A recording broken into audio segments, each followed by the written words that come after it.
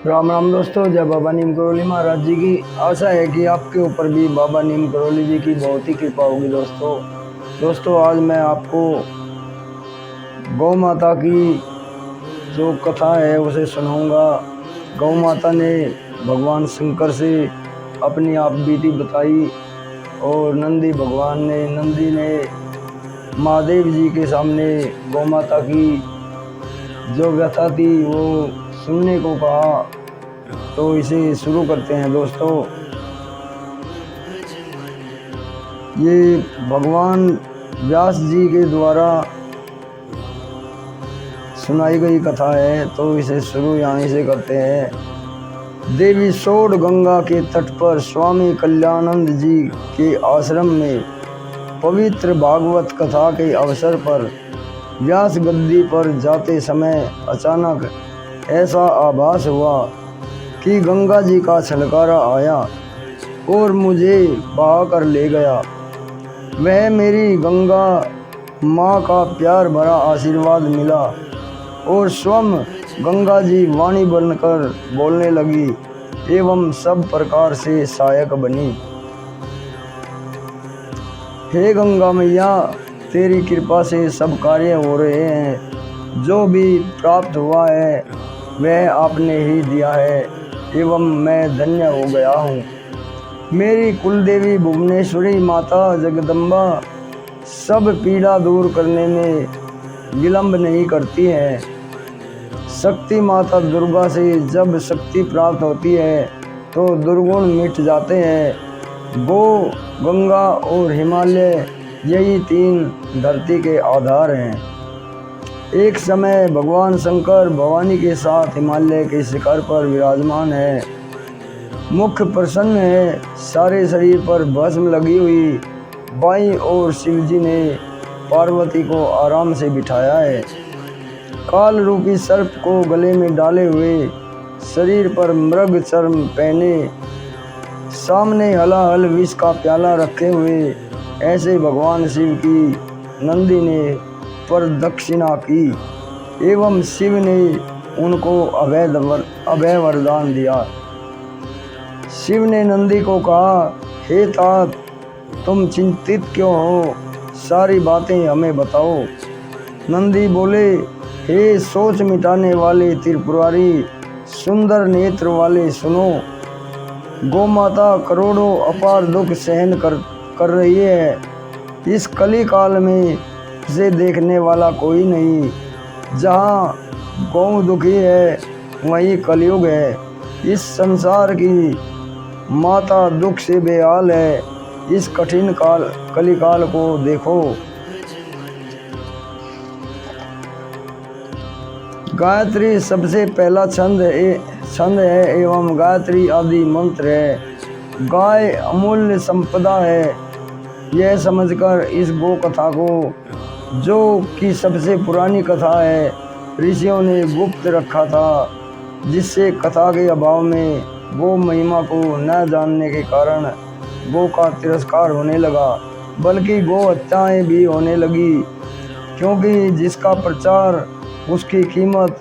अतः गुप्त गो कथा एवं गुप्त गायत्री मंत्र को ऋषियों ने हिमालय में इस रहस्य को खोल दिया, जो कि आपके सामने जैनो मानस के रूप में है। इस दुर्लभ को पहचानो। जिस माता का केवल ममता में स्वरूप होता है, उस माता के शरीर के मांस को खाने को उतावले जो हैं वही असुर हैं। जब तक उस माता की दुख भरी श्वास निकल रही है तब तक पृथ्वी सुखी नहीं हो सकती। नंदी बोले, हे नाथ, मैं आपका सेवक हूँ, आपको छोड़कर किससे प्रार्थना करूँ? यह गौ माता अपनी पीड़ा सुनाने आई है, जो सारे जगत की पूजनीय एवं सबकी माता है। भगवान शंकर कृपा के समुद्र एवं सब कुछ देने वाले हैं। गौ माता अपनी कथा सुनाने लगी। हे वृषवाहन शंभु त्रिपुरारी, मैं कठिन समय कलयुग की मारी हूँ। भगवती पार्वती ने गणेश को अपने शरीर के मल से प्रकट किया और वही गणपति सारे देव समाज में अग्रगण्य हो गए।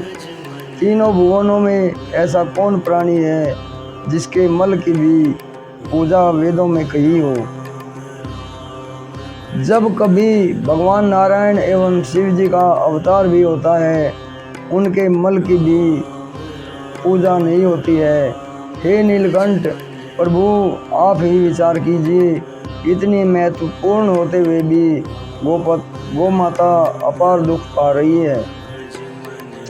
33 करोड़ देवता रोम रोम में वास करते हैं। जो व्यक्ति प्रतिदिन गौ माता के शरीर पर हाथ फेरता है, उसकी आंखों की ज्योति बढ़ जाती है एवं शरीर की अस्थियां पत्थर के वज्र के समान हो जाती है, जिसका प्रमाण दधीची ऋषि हैं। एक बार देव समूह मिलकर ब्रह्मलोक में गए। देवता अलग अलग रहते हैं, वे एक नहीं हो पाते हैं क्योंकि अहम टकराता है। देवताओं ने विधाता से पूछा, प्रभु हमें कोई ऐसा स्थान बताइए जहां हम सब एक साथ रह सकें एवं हमारी एक साथ पूजा हो सके। तब ब्रह्मा जी ने कहा है कि हे देवगणों सुनो, सबका निवास केवल गौ माता में ही होगा। सब देवता गाय के एक एक रोम को अपना स्थान बनाकर बैठ गए।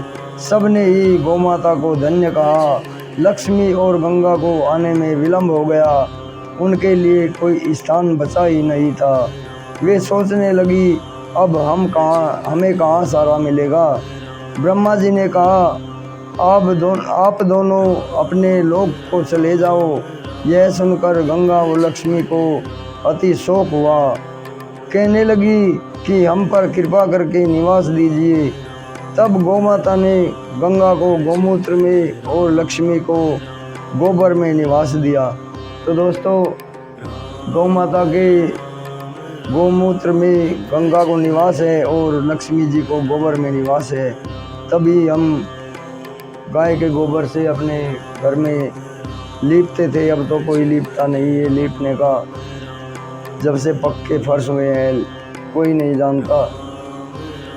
देवताओं के इकट्ठा करने वाली शक्ति गौ माता ही है। केवल गौ का प्रताप ही देवताओं को इकट्ठा कर सकता है। इसलिए इस संसार में असुर लोग गौ हत्या करते हैं, जिससे देवता इकट्ठे ना हो सके। भगवान शंकर गौ माता के दुख को सुनकर बड़े दुखी हुए। आंखें जल से भर गई। सोचने लगे किस प्रकार गौ माता का दुख दूर किया जाए। फिर बोले, पहला उपाय गाय के गुणों का गान हो। गांव और कस्बे एवं नगरों में गौ माता की महिमा का बखान किया जाए। सतयुग में लोगों की दृष्टि मुक्ति पर रहती थी। त्रेता युग में धर्म कर्म की प्रधानता रही। द्वापर युग में कामना का वेग रहा, परंतु कलयुग में सभी अर्थ की दृष्टि से हर वस्तु को आंका जाता है। सभी जानते हैं कि धर्म का मूल स्वरूप गौमाता ही है, लेकिन कलयुग के लोग उसका सम्मान नहीं करते। इन्होंने तो अर्थ और काम को ही आगे किया हुआ है, धर्म मोक्ष पीछे कर दिए हैं। गाय के 4 पैर, धर्म के 4 पाद, सत्य, सोच, तप, दान है। इनको गौमाता ही चलाती है और जो गौमाता के साथ चलता है उसी को मनुष्य जीवन के 4 पुरुषार्थ धर्म, अर्थ, काम, मोक्ष की प्राप्ति होती है। भूमंडल पर नित्य गो का बखान हो, वह धरा धन्य है जहाँ गो का गुणगान वाणी करती है। इस प्रकार कामधेनु के शरीर में जो गुण वास करते हैं, उनसे व्यक्ति प्रतिष्ठा को प्राप्त करके संपूर्ण पदार्थों को प्राप्त कर लेता है। भगवान शिव से गौमाता बोली, आपको भी वाहन जो नंदी के रूप में मिला है वह मैंने ही दिया है। आपका कोई काम भी बिना नंदी के नहीं होता। बिना नंदी के पूजा के शिव की पूजा भी नहीं होती। सारा भार नंदी ने ही उठाया है। गोमाता बोली, मेरे बछड़े ही हल जोतते हैं, कृषि करके भूमि को संवारते हैं, अन्न पैदा करके प्राणियों की भूख मिटाते हैं। सबसे बड़ी बात यह है कि बैलों से हल जोते हुए खेत के अन्न खाने से भूख मिटने के साथ संतोष भी प्राप्त होता है एवं मन में प्रसन्नता भी आती है। जब मशीन के द्वारा खेती की जाती है और उस अन्न को खाने वाले को मानसिक संतुष्टि प्राप्त नहीं होती। हमारे ऋषि मुनि परम वैज्ञानिक थे। उन्होंने जीविका के लिए श्रम और गोपालन आवश्यक बताया था। परिश्रमी व्यक्ति को नींद खूब आती है। शरीर के लिए श्रम के समान औषधि नहीं है। आलस्य शरीर का सबसे बड़ा शत्रु है। जब अपने लिए कोई कार्य करते हो तो वह कर्म है, लेकिन जब कर्म परहित के लिए होता है तो वह परिश्रम धर्म बन जाता है। कर्म, धर्म एवं कर्तव्य ये कहने को तीन है, लेकिन वास्तव में एक ही है। परमार्थ के लिए यह साधना होते ही विमल विवेक उत्पन्न हो जाता है।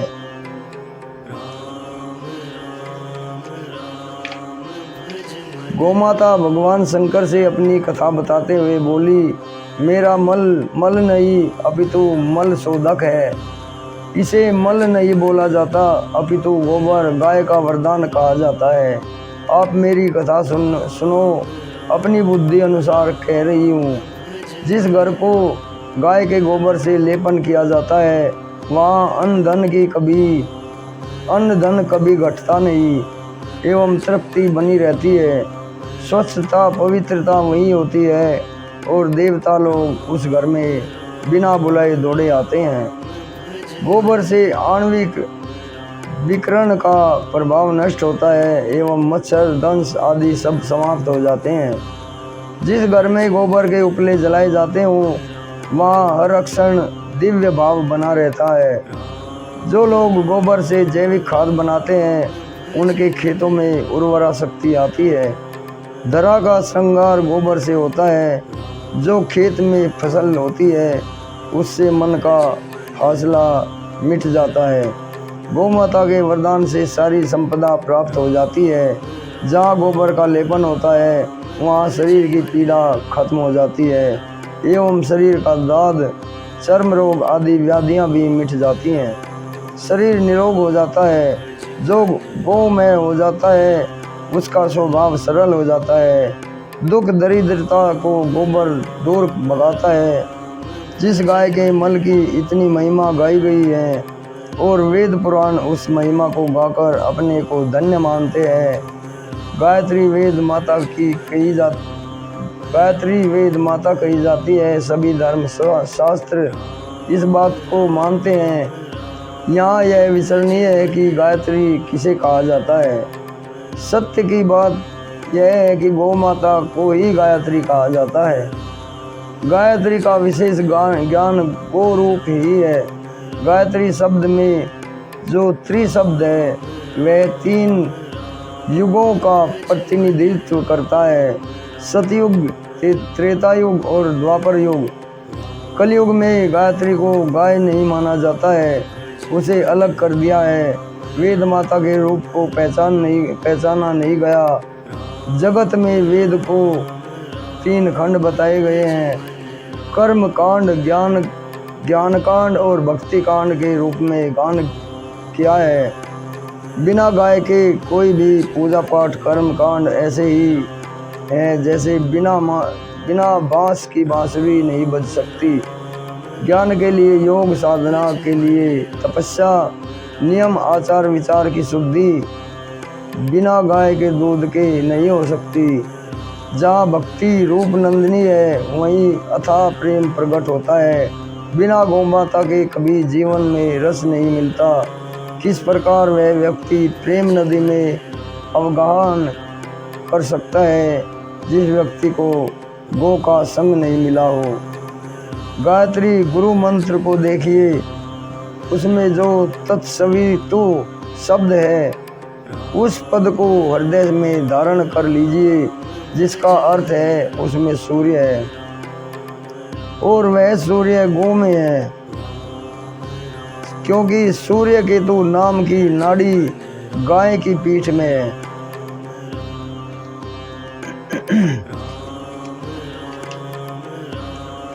उस सूर्य केतु नाड़ी से हमेशा पीला द्रव्य निकलता है, इसलिए गाय का घी और दूध भी पीला होता है। और उस नाड़ी का संबंध गोपुच्छ तक होता है। जैसे ही हम गोपुच्छ के साथ पितरों को तर्पण कर देते हैं तो उससे तुरंत पितरों को तृप्ति मिलती है एवं वैकुंठ के में विराजमान होते हैं। गै अक्सर बहुत अर्थ प्रकट करता है। गो रक्षा, गैम गति, गै गान। मनुष्य को कवच के रूप में गौ माता मिली है और गाय ने मनुष्य की रक्षा का भार उठाया है। गौ माता मानव मात्र को गति एवं सुमति प्रदान करती है। सारे संकट कट जाते हैं, पाप दूर हो जाते हैं। गौ के दूध पीने से नित्य नए नए गीत गाए जाते हैं। स्वयं भगवान श्री कृष्ण ने गाय का दूध पीकर श्रीमद् भागवत गीता जैसा गीत सुनाया। गौ माता ने समाज को क्या नहीं दिया, इस बात को कौन बखान कर सकता है। यह गौ माता मानव की मित्र है। सारे वेद पुराण इस बात को स्पष्ट करते हैं। जो व्यक्ति पंचगव्य का पान करता है उसे पूजा करने का प्रमाण पत्र प्राप्त हो जाता है। पंचगव्य देवत्व का निर्माण करता है, अर्थात पूजा करने का अधिकार दिलाता है एवं पंचामृत से देवत्व की प्रतिष्ठा होती है। बिना ब्राह्मण के भी देवनिष्ठा नहीं है। बिना गाय के घर का प्रवेश भी वर्जित है। वास्तु दोष निवारण में भी गौ पूजा का विधान है। कन्यादान के साथ गोदान का भी विधान है।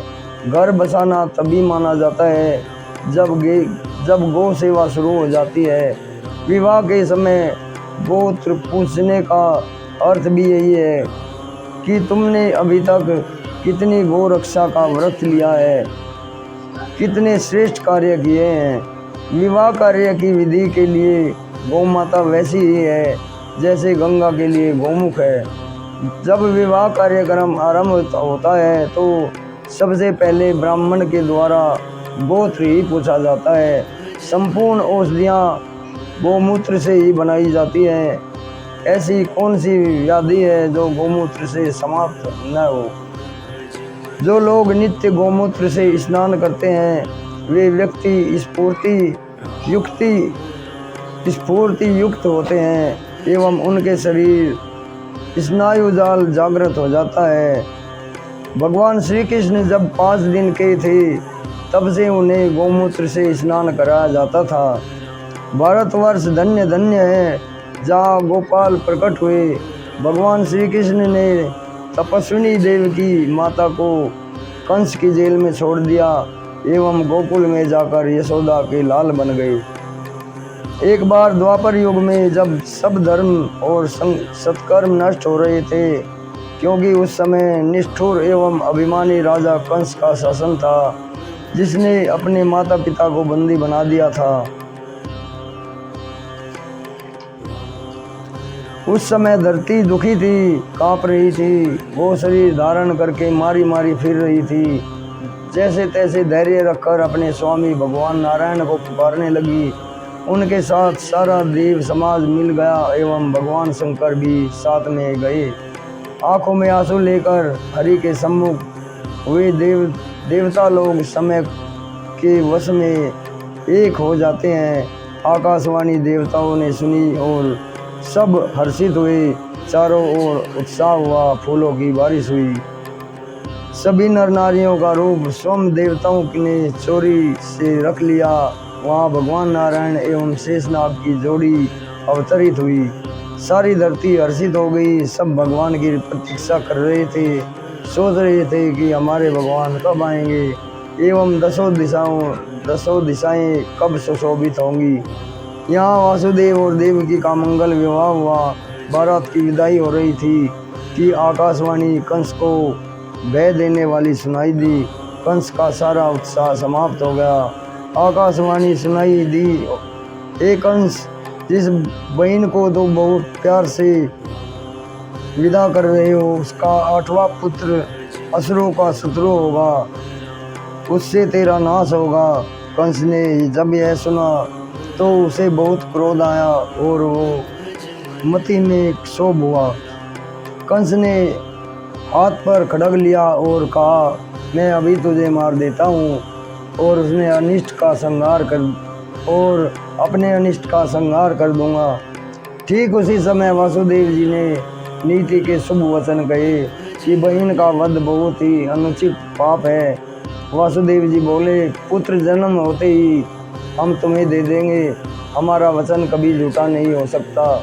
यह सुनकर कंस अपने विशाल भवन में चला गया और वासुदेव जी अपने देव सदन में आ गए। जन्म के समय शिशु का रोना मंगल कारक होता है। वासुदेव ने उसे उठाकर कंस के पास डाल दिया। कंस को उस नवजात शिशु को देखकर दया आ गई, उसने उसे वापस कर दिया। ठीक उसी समय कंस के भवन में नारद जी आए और उसे समझाने लगे। देवऋषि नारद ने कंस की बुद्धि को फेर दिया।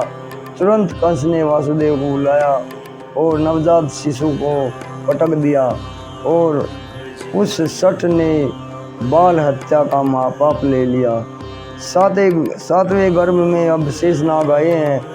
माता देवकी की छवि को वेद भी गा रहे हैं। पाप के बढ़ जाने पर क्रूरता बढ़ गई है और दोनों पति पत्नी कारागार में डाल दिए गए हैं। भगवान की योग माया ने देवकी के 7वें गर्भ को आकर्षण करके रोहिणी के गर्भ में स्थापित कर दिया और उस माया के कार्य को किसी ने नहीं जाना। रोहिणी के पुत्र बनकर बलदाऊ जी प्रकट हुए। नंद भवन में अति उत्साह छा गया। दोस्तों, ये बहुत ही बड़ा पाठ है। आज इतना ही, कल मैं इससे आगे इसका ही बाकी का पाठ सुनाऊंगा। तो अभी आज्ञा लेता हूँ। ये गौ माता की महिमा का पाठ है, इसे आगे भी शेयर करें। अगर आप गौ माता का सम्मान करते हैं, भगवान सभी भगवानों की शरण है गौ माता के शरीर में। तो दोस्तों, विनती है कि चैनल को सब्सक्राइब करें, ज़्यादा से ज़्यादा शेयर करें। अगर आप गौ माता का सम्मान करते हैं तो मैं बाबा जी की और श्री राम जी और हनुमान जी की शरण में, सभी देवी देवताओं की शरण में बैठकर आपसे विनती करता हूँ कि गौ माता के सम्मान के लिए इसे आगे बढ़ाएं और चैनल को सब्सक्राइब करें। अभी आज्ञा लेता हूँ। जय राम जी की, जय हनुमान जी की, जय बाबा नीम करोड़ महाराज।